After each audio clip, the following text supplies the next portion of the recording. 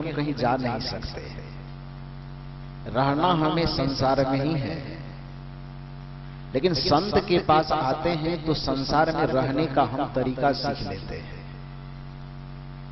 संसार में रहने का तरीका क्या है, इस मायावी नगर में रहने का तरीका क्या है।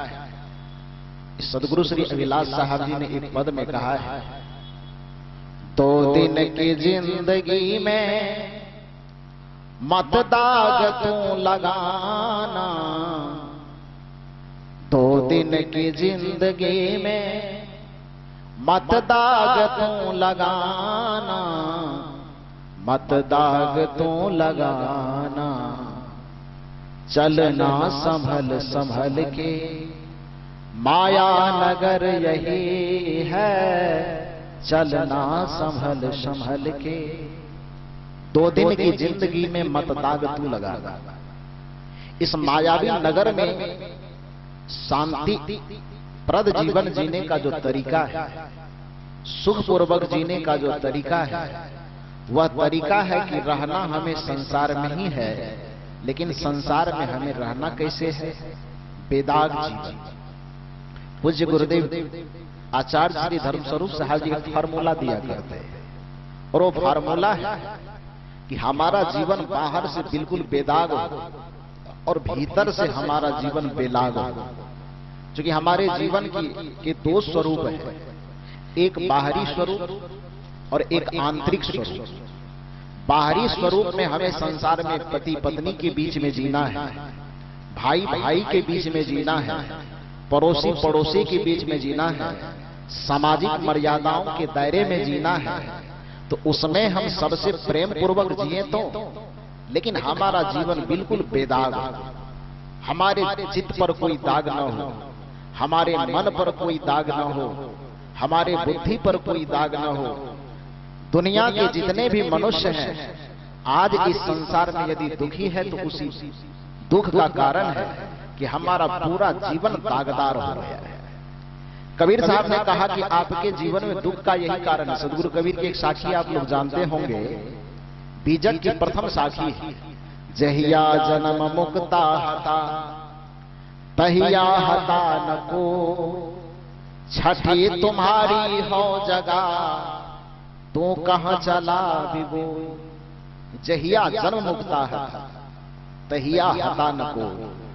ऐ मनुष्य, जिस दिन तुम्हारा जन्म इस धरातल पर हुआ था, तुम झांक करके देखो कि तुम्हारे मन पर कोई दाग था क्या, तुम्हारे चित्त पर कोई दाग था क्या, तुम्हारे जीवन में कोई दाग था क्या। हम रामायण पढ़ने का दावा करते हैं, हम गीता पढ़ने का दावा करते हैं, हम वेद पुराण और कुरान को पढ़ने का दावा करते हैं, लेकिन दुख की बात है कि आदमी दुनिया भर के पुस्तकों को पढ़ने के बाद अपने जीवन को कभी पढ़ने की कोशिश ही नहीं करता है। और व्यक्ति अपने जीवन को ही यदि पढ़ना शुरू कर दे तो वेद पढ़े न पढ़े फिर भी वह सुखी और महान हो जाएगा। दुनिया के कोई पुस्तक को हाथ लगावे अथवा न लगावे, उसका जीवन सुखी हो जाएगा और वह महान हो जाएगा।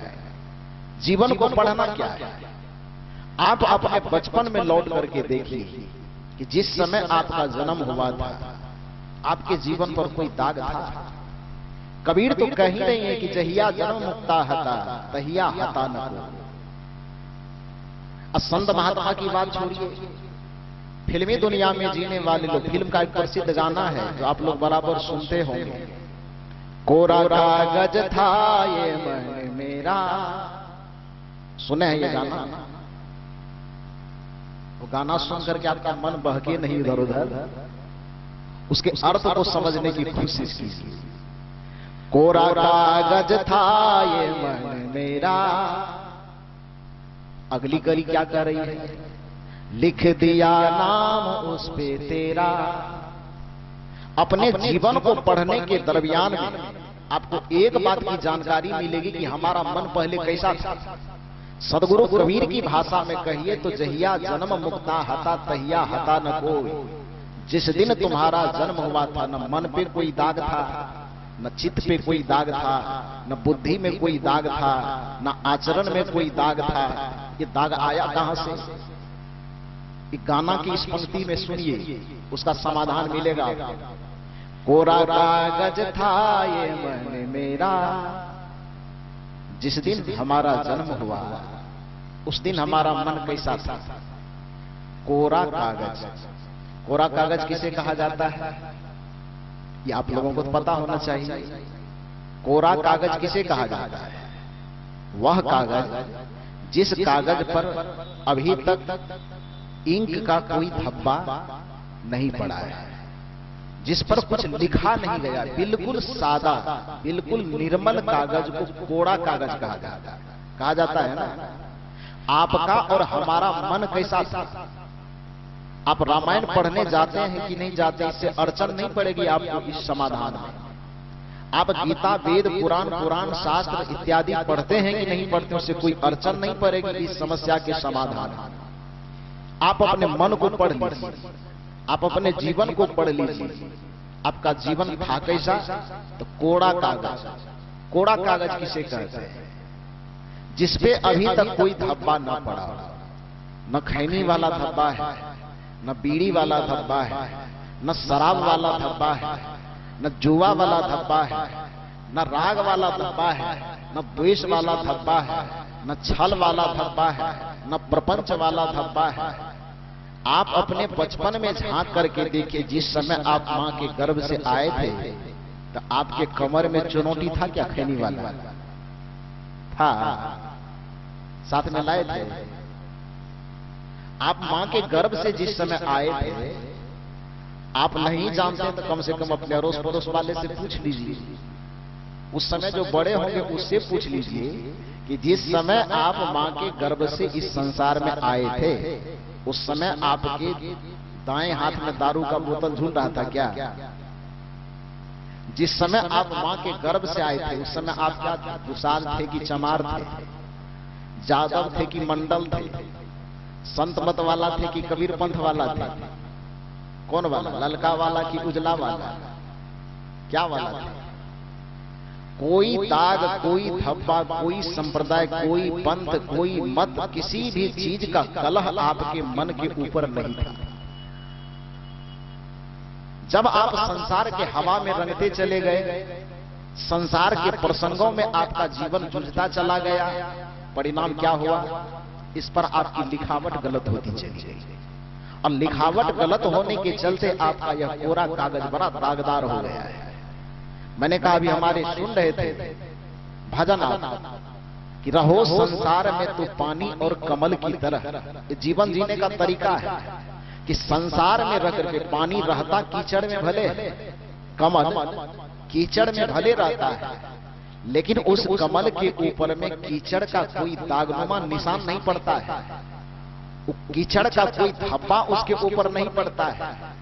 आप इस संसार में उसी पानी और कमल की भांति रहिए कि कमल कीचड़ में जैसे रह करके दाग से बचा रहता है, आप भी इस संसार में रहकर संसार के दाग से अपने आप को बचा लेने में यदि सफल हो जाते हैं तो आपका जीवन बड़ा सुखी होगा, आपको जीवन जीने का तरीका मिल जाएगा। यही आपसे नहीं हो पाता है। जैसा जैसा आपको संपर्क मिलता चला जाता है, संपर्क के बहाव में आप बहते चले जाते हैं, अपने आप को सजग बना करके नहीं रख पाते हैं, अपने आप को संभाल करके नहीं रख पाते हैं। सदगुरु कबीर कहते हैं कि जहिया जन्म मुक्ता हता तहिया हता न को।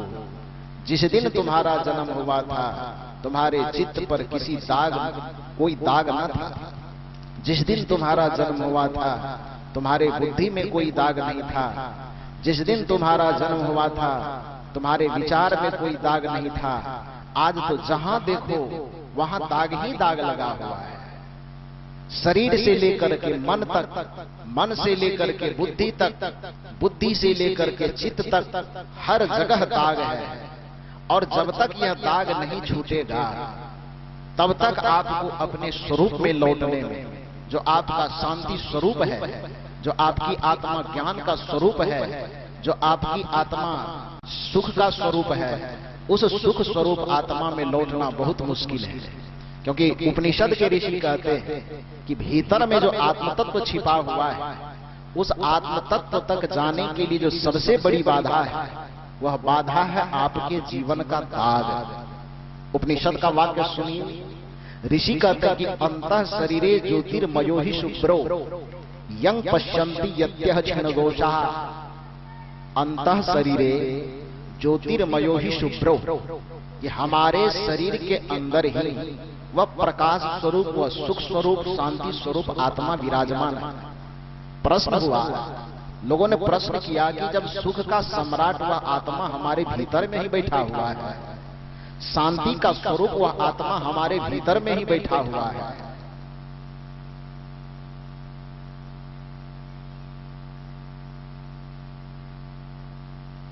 हमारे भीतर ही नहीं बैठा हुआ है, तो फिर वह दिखाई क्यों नहीं देता है? ऋषि से प्रश्न कि जब हमारे नजदीक में ही है तो हमें अनुभव क्यों नहीं होता? सुख का स्वरूप भीतर में बैठा हुआ है, फिर भी हम दुख से बिलबिला रहे हैं।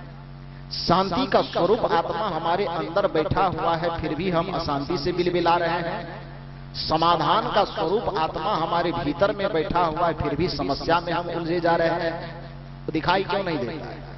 ऋषि इसका समाधान करते हैं। अंतः शरीरे ज्योतिर्मयो ही शुभ्रो, वह ज्योति स्वरूप, ज्ञान स्वरूप, प्रकाश स्वरूप आत्मा हमारे भीतर में अंतः शरीरे, शरीर के अंदर है। प्रश्न हुआ, दिखाई क्यों नहीं देता है? ऋषि कहते हैं देखता है। का कौन? का यत्यः क्षीण दोषा, जिसके समस्त दोष क्षीण हो जाते हैं, जिसके समस्त दाग क्षीण हो जाते हैं, वही उसको समझ पाएगा, वही उसको देख पाएगा।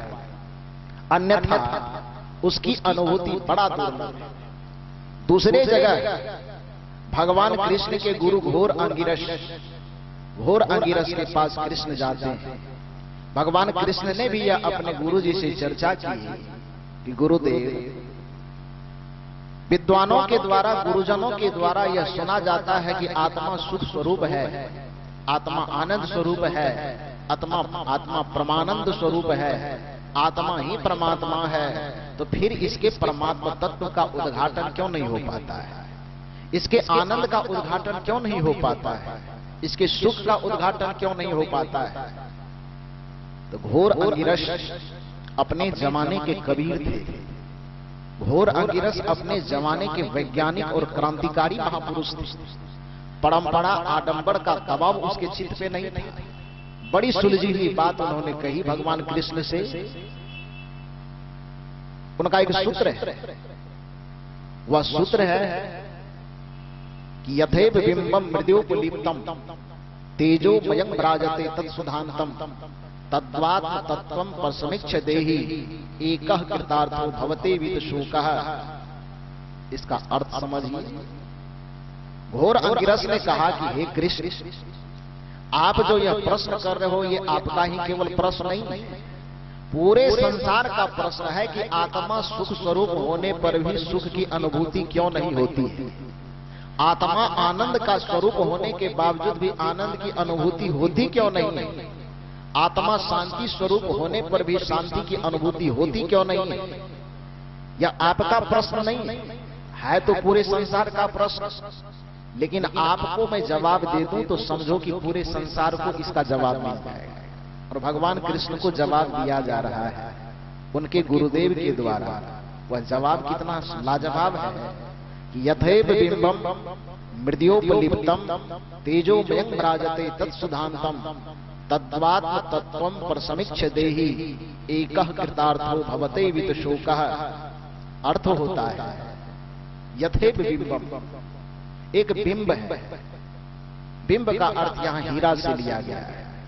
एक हीरा है, तो हीरा का स्वरूप अंधकारमय है कि प्रकाशमय? जवाब दीजिए थोड़ा आप लोग। हीरा का स्वरूप कैसा है, प्रकाशमय कि अंधकारमय? हीरा का स्वरूप प्रकाशमय है।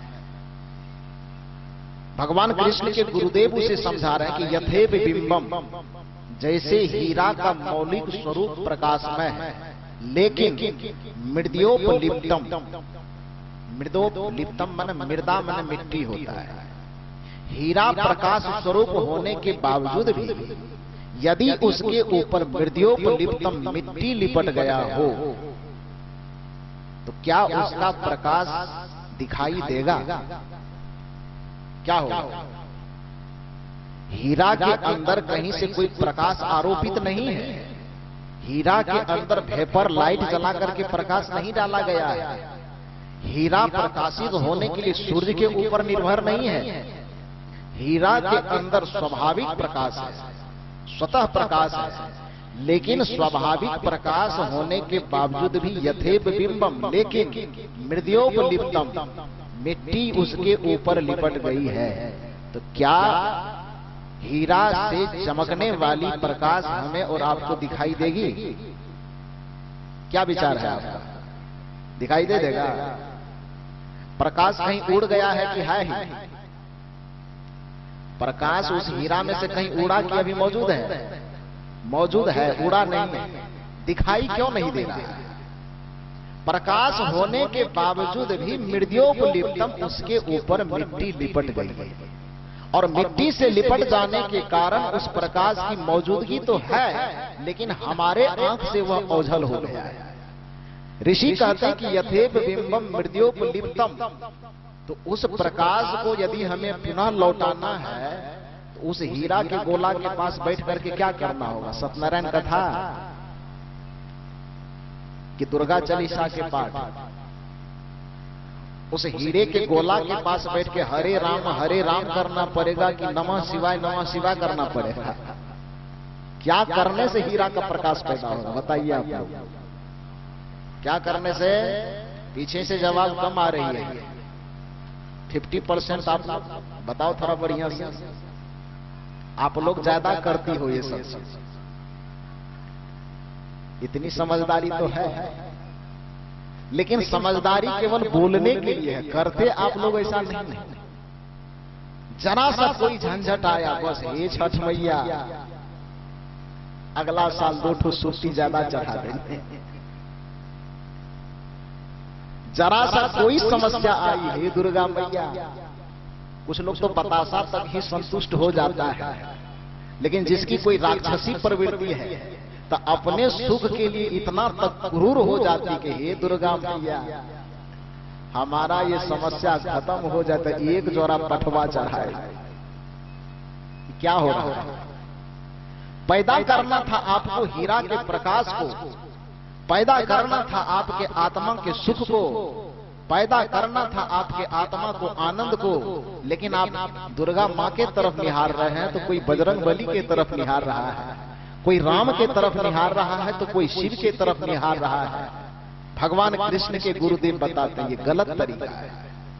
यथेव बिंबम मृद्योपलिप्तम, करना तो इतना ही था कि हीरा के ऊपर मिट्टी लिपट गई, तो न सत्यनारायण कथा से उसको कुछ लेना देना है, न भोला बाबा को जल चढ़ाने से उसको कुछ लेना देना है, न दुर्गा मैया को पठवा चढ़ाने से कुछ लेना देना है, और न छठी मैया को सुट्टी चढ़ाने से कुछ लेना देना है। ठीक है, आपका वो मनोरंजन है तो जैसा खेल करते हो आप करो, किसी को उससे दुश्मनी क्या है? आप हमारा क्या लिए हो जो हम आपको कुछ कहें? समझना हो, कहत कबीर हम कहबे न करब, नहीं मानब तो हम की करब। जो जानते हैं, जो वास्तविकता है, आप बुलाए हो कि आप मुझे बताइए, मैं बता रहा हूं, मानो अथवा न मानो आप समझो। करना आपको इतना ही था कि बिंब के ऊपर, हीरा के ऊपर में मिट्टी लिपट गया है, तो उस मिट्टी को शुद्ध जल से आपको साफ करना था। काम इतना ही था आपके पास। यथेव बिंबम मृद्योपलिप्तम, प्रकाश स्वरूप हीरा के ऊपर मिट्टी का आवरण चढ़ जाने के कारण उसका प्रकाश कौन हो गया है? उसके प्रकाश को पैदा करना है तो तेजोमयं भराजते तत्सुधांतम, पवित्र जल ले जा करके उस हीरे के ऊपर लिपटे हुए मिट्टी को केवल साफ कर दीजिए। जैसे ही हीरा का जीवन बेदाग होगा, प्रकाश किसी से पैसा मांग करके लाना होगा, पड़ोसी से, सूरज देवता से, दिया से कि वेपर लाइट से, किससे पैसा मांगना पड़ेगा? प्रकाश जैसे ही उस हीरा का जीवन बेदाग होगा, उस हीरा में छिपे हुए प्रकाश जो स्वाभाविक है वो प्रकट हो जाएगा। भगवान श्री कृष्ण के गुरुदेव यह उदाहरण देके समझाते कि यथेप बिंबम मृद्योपलिप्तम तेजो मयंग भराजते सुधांतम, पुनः उसके तेज को पैदा करना हो, प्रकाश को पैदा करना हो, तो केवल उसके ऊपर लिपटे हुए मिट्टी को तुम शुद्ध पानी से धो डालो। ठीक उसी प्रकार से ये तो उदाहरण हो गया ना। अब उस उदाहरण के माध्यम से कहना जो चाहते हैं, अब कह रहे हैं यथेप बिंबम मृद्योपलिप्तम तेजो मयंग भराजते तत्सुधांतम। अब उसका उदाहरण का जो मूल सिद्धांत है वो सुनिए। तद्वात्म तत्वम, ठीक उसी प्रकार से। यथा मने जैसे, तथा मने वैसे। ऊपर में पंक्ति है यथेप बिंबम और नीचे की पंक्ति है तद्वात्म तत्वम, ठीक उसी प्रकार से।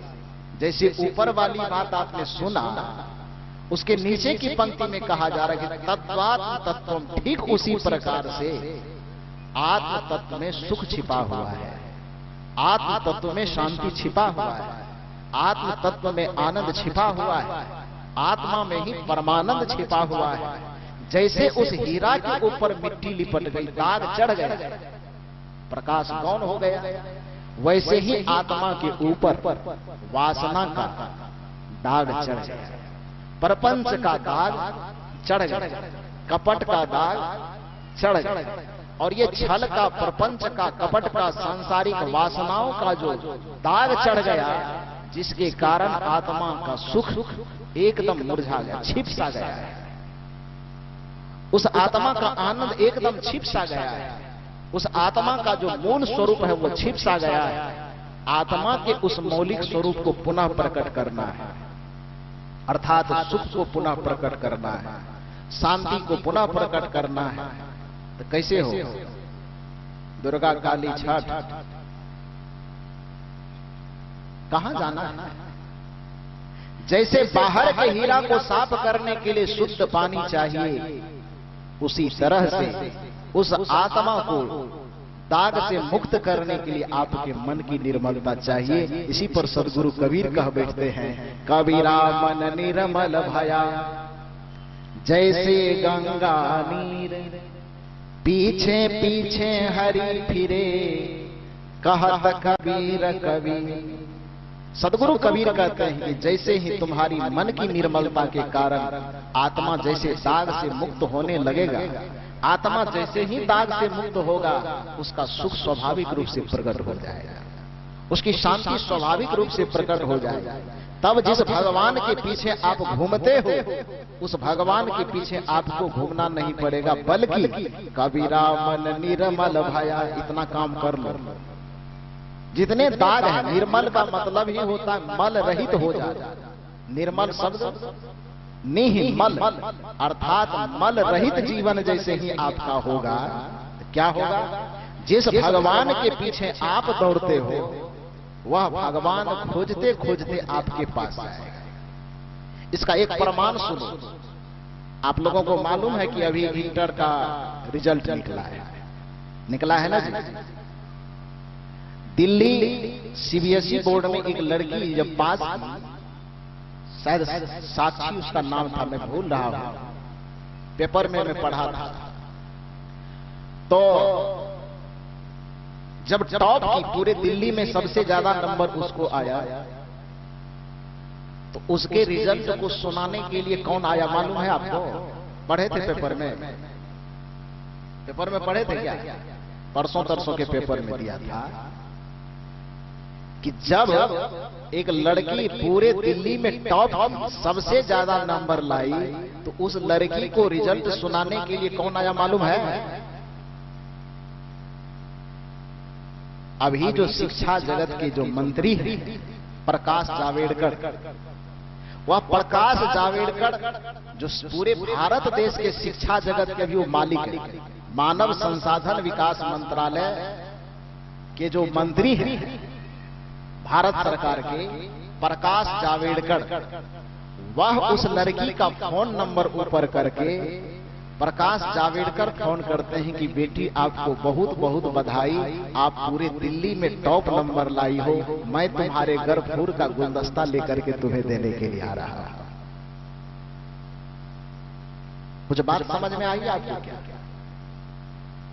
आदमी का रिजल्ट जैसे अच्छा बने, जिसका रिजल्ट बढ़िया नहीं बनता, देखो रिजल्ट देखने के लिए कितना मारामारी होती है। कॉलेज विद्यालय से कभी मुकाबला पड़ा है कि नहीं आप लोगों? हम लोग तो झेले हैं। एकदम लाइन लगा रहता है, उसके कंधे पे वो चढ़ता है, उसके कंधे पे वो चढ़ता है कि किसी तरह रिजल्ट मिले। उस बेटी को रिजल्ट देखने के लिए नेट पे नहीं जाना पड़ा, उसको विद्यालय के कतार में भी खड़ा नहीं होना पड़ा। केवल इतना किया कि अपनी मेहनत के बदौलत इतना अच्छा रिजल्ट बना करके लाया कि कोई चपरासी, कोई पदाधिकारी उसको रिजल्ट सुनाने नहीं आया, बल्कि शिक्षा जगत के जो अभी सुप्रीम पावर है, केंद्रीय मंत्री भारत सरकार मानव संसाधन विकास मंत्रालय प्रकाश जावड़ेकर फोन करके कहता है कि बेटी तुम टॉप की हो, तुम्हें इतना अच्छा नंबर आया है कि मैं फूल का गुलदस्ता लेकर के तुम्हारे घर तुम्हें देने के लिए आया हूं। एक बार उसके लिए जोरदार ताली बजाओ। कैसा लगा? आप अपने मेहनत पे भरोसा करो ना। कबीर यही तो कह रहा है, जिस भगवान के पीछे तुम भटक रहे हो, अरे तुम काम ऐसा कर दो कि भगवान तुम्हारे लिए फूल का गुलदस्ता लेकर के दरवाजे पे खड़ा है। कबीरा मन निर्मल भया जैसे गंगा नीर, पीछे पीछे हरि फिरे कहत कबीर कबीर। आप कहेंगे कि हो सकता है ये कबीरपंथी लोग हैं इसीलिए इसे बर्बाद है। चलो थोड़ी सी रामचरितमानस के पास। भगवान राम के पास कुछ साधक खड़े हैं। भगवान राम से पूछ रहे हैं कि प्रभु आप एक बात बताइए कि आपको संसार के बहुत सारे लोग पाने के लिए ललायित हैं, आपको पाना चाहता है। सनातन धर्म के अधिकांश लोग आपको भगवान परमात्मा के स्वरूप में देखते हैं। सब सोचते हैं कि हम राम को आत्मसात कर लें, राम हमारे घर में आ जाए या राम हमारे घट में आ जाए। कुछ लोग राम को घर में लाना चाहते हैं और कुछ लोग राम को घट में लाना, घट माने हृदय। तो कुछ घर में लाना चाहते, कुछ घट में लाना चाहते। संजोग से आज कुछ सत्संगियों को, कुल्हड़िया वासियों को राम जी पकड़ा गए, बेचारे आमने सामने हो गए। तो कुल्हड़िया के सत्संगी सब तो बड़ा एकदम तेज तर्रार है। गुरुजी लोग सब अभी तो मैं देखता था, अभी मैं साहब जी के साथ बैठा हुआ था तो एक भगत गए, साहब जी से कुछ पूछ रहे थे। मैंने कहा साहब जी तो बड़ा करगर भगत लगता है। यहां के जो लोग हैं समझदार हैं, अच्छी बात है। यहां के भगत ऐसे ऐसे हैं जो बड़े बड़े गुरु कहलाने वाले को पानी पिला देंगे, उसको पानी पीना पड़ जाएगा। इसके लिए कुल्हड़िया वासी को गौरवान्वित होना चाहिए। तो कुल्हड़िया वाले सत्संगी को राम जी कहीं मिल गए होंगे, तो उसने राम जी से कहा कि प्रभु आप एक बात बताइए, पूरे दुनिया के लोग आपको अपने घर में अथवा आपको अपने घट में बुलाने के लिए बहुत प्रकार के पूजा पाठ, योग, तप, ज्ञान, ध्यान, पता नहीं क्या क्या करते हैं। कोई रामायण पाठ करवा रहा है तो कोई रामचरितमानस, हरे राम का एकदम धुन गा रहा है।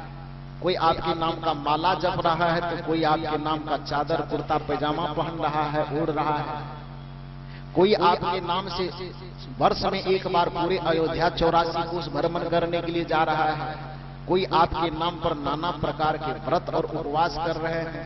तो प्रभु आप एक बात बताइए कि आप इतने कर्मकांड करने वालों में से किस आदमी के यहां जाना पसंद करेंगे? पूछा गया, प्रश्न हुआ किससे? खुद भगवान श्री राम से यह प्रश्न किया गया है रामचरितमानस के अंतर्गत कि आपके लिए जो नाना उपाय किया जा रहा है, आपको बुलाने के लिए, आपको अपनाने के लिए, आप अपने ही मुंह से बता दीजिए कि चादर ओढ़ने वाले के पास आप जाइएगा, कि टीका लगाने वाले के पास आप जाइएगा, कि रामानंदी के यहाँ आप जाइएगा, कि कबीरपंथी के यहाँ आप जाइएगा, कि संत मत वाले के यहां जाइएगा कि शिव मत वाले के यहां, किसके यहां जाना पसंद कीजिएगा बताइए। श्री राम ने कहा कि भैया इतना मत मतांतर, उजला ललका नीला पीला, ये तो हम जानते ही नहीं है और हमको इससे मतलब भी नहीं। कहा तब आप किसके यहां जाइएगा?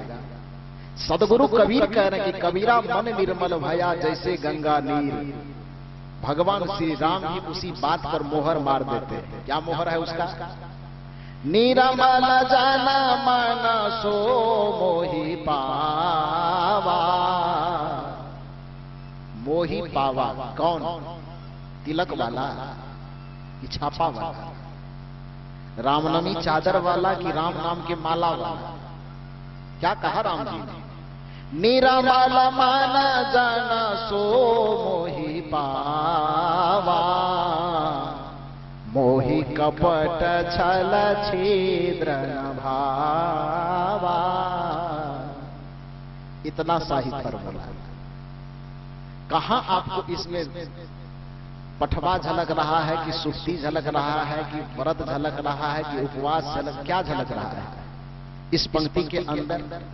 कोई मत पंथ संप्रदाय का कहीं से कोई गंध, कहीं कुछ झलक रहा है क्या? निर्मल माना जाना सो मोहि पावा। एक पंक्ति में साधना का सारा प्रारूप ला करके रख दिया राम जी। मोहि कपट छल छिद्र न भावा। जिसके हृदय में छल का दाग होगा, जिसके हृदय में कपट का दाग होगा, जिसके हृदय में प्रपंच का दाग होगा, जिसके हृदय में ईर्ष्या कलह का दाग होगा, वह मुझे किसी भी भांति से प्राप्त नहीं कर सकता है। मुझे प्राप्त करने का एक ही तरीका है कि मन निर्मल हो जाए। और निर्मल का मतलब ही होता है दाग रहित हो जाना। निर्मल का मतलब ही होता है धब्बा रहित हो जाना। निर्मल का मतलब ही होता है विकार रहित हो जाना। मैं कह रहा था कि आप भजन श्रवण कर रहे थे कि रहो संसार में तो पानी और कमल की तरह। रहना इस संसार में ही है आपको। ऐसा नहीं कि आप सत्संगी बन गए हैं तो आपको पहाड़ पे चले जाए। पहाड़ पे सब जा भी नहीं सकते और जाने की सबको जरूरत भी नहीं। घर में रह करके घर से अलग कैसे रहा जाए? पत्नी बच्चों के बीच में रह करके भी पत्नी बच्चों से कैसे अलग रहा जाए? भजन के पहले हमारे मिथिलेश भाई ने एक शायरी बढ़िया से सुनाया आप लोगों को।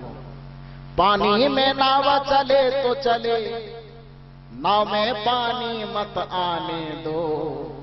संसार में मन रहे तो रहे, मन में संसार न आने दो।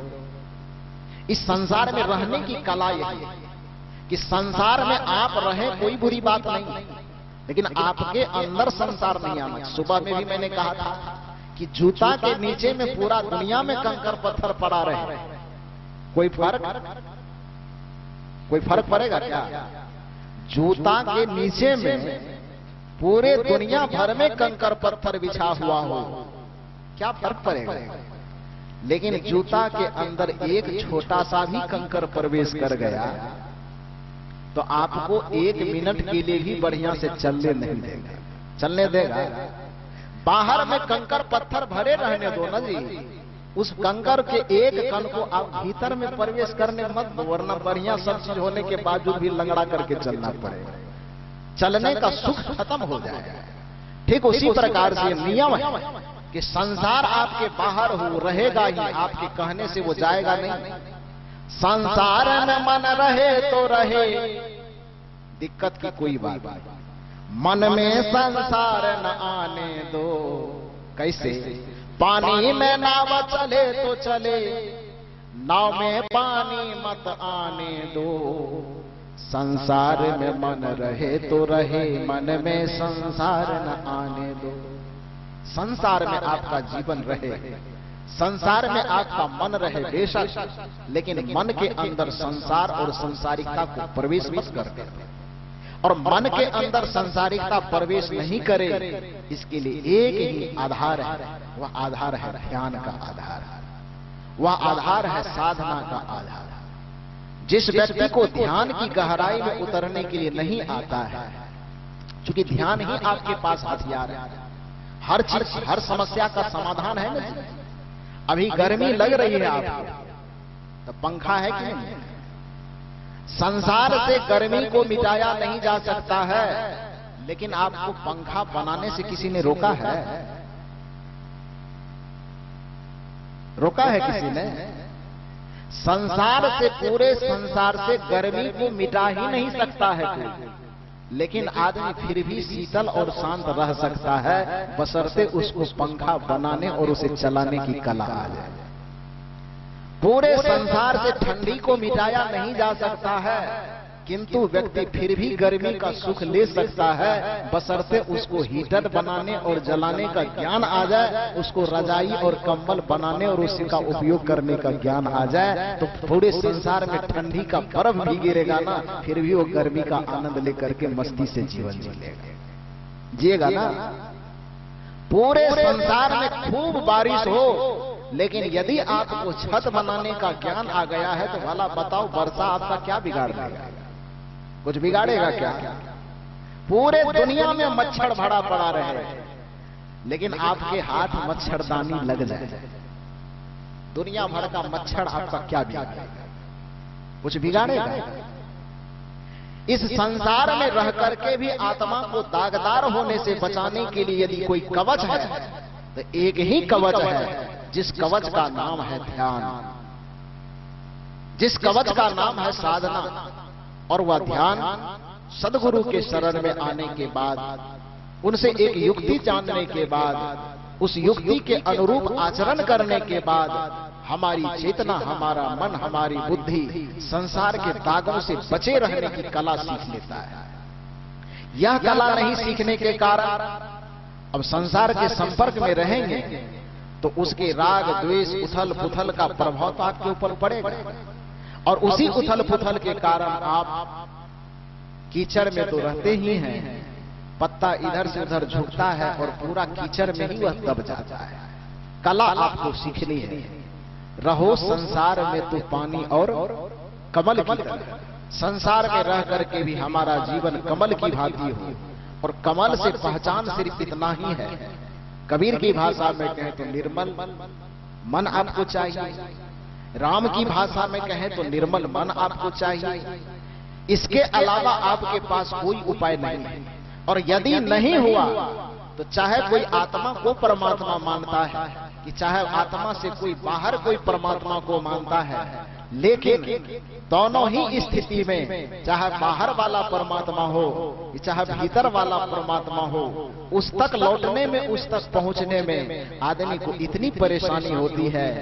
हरिओम शरण का एक पद आप लोग सुनते होंगे, मैली चादर ओढ़े के कैसे, सुने हैं पद को? मैली चादर ओढ़े के कैसे द्वारे तुम्हारे आऊं।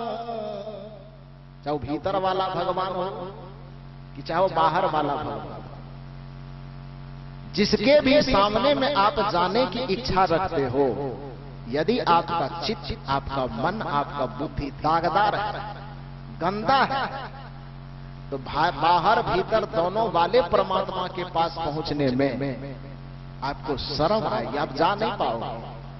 मैली चादर ओढ़े के कैसे द्वारे तुम्हारे आऊं, हे पावन परमेश्वर मेरे, मन ही मन शरमाऊं। मैली चादर ओढ़े के कैसे, ये दागदार चादर ओढ़ करके कैसे जाओगे अपने परमात्मा के पास, कैसे जाओगे उस आत्म स्वरूप में अवस्थित होने के लिए। मैली चादर ओढ़े के कैसे द्वार तुम्हारे आऊं, हे पावन परमेश्वर मेरे, मन ही मन शरमाऊं। मैली चादर ओढ़ के कैसे। ये मैली चादर, ये दागदार चादर, ये कीचड़ से लिपटा हुआ कमल लेकर के आप वहां कैसे जाओगे भाई? कोई उपाय नहीं है वहां जाने का, क्योंकि छल कपट से भरा हुआ हृदय वहां समर्पित हो ही नहीं सकता है, कोई उपाय नहीं। और ये आपके जीवन को दागदार बनाया किसने? भगवान तो बना ही नहीं सकता है, क्योंकि भगवान यदि बनाएगा तो भगवान पवित्र करता है, भगवान मैला किसी को नहीं बनाता है। भगवान कहा ही उसको जाता है जो हमारे अपवित्र जीवन को पवित्र बनाए। भगवान कहा ही उसे जाता है जो हमारे दागदार जीवन को बेदाग बना दे, उसको भगवान कहा जाता है। तो कोई भगवान यदि कहीं होगा भी तो वो तो पहली बात कि वो आपके जीवन को दागदार नहीं बनाएगा। अब बनाएगा तो बेचारा भगवान नहीं रह जाएगा, वो शैतान हो जाएगा। दूसरी बात कि कोई शैतान भी आपके जीवन पे दाग धब्बा नहीं लगाया है, तो आपका जीवन दागदार हुआ कैसे? इसी पद की कड़ी में बात आती है, तूने मुझको देकर भेजा जग में निर्मल काया। मैंने पहले कहा कि जिस समय आप इस संसार में आए थे तो आपके हाथ में खैनी का चुनौती नहीं था, और जो पहले से आपके पास नहीं था उसको जबरदस्ती यदि आप अपने मन पर, बुद्धि पर, चित्त पर लादोगे तो दुख के अलावा कुछ नहीं मिलेगा। आप कहिए कैसे? एक छोटा सा उदाहरण से इस बात को समझने की कोशिश कीजिए। गुरुदेव जी आ रहे हैं आपके बीच।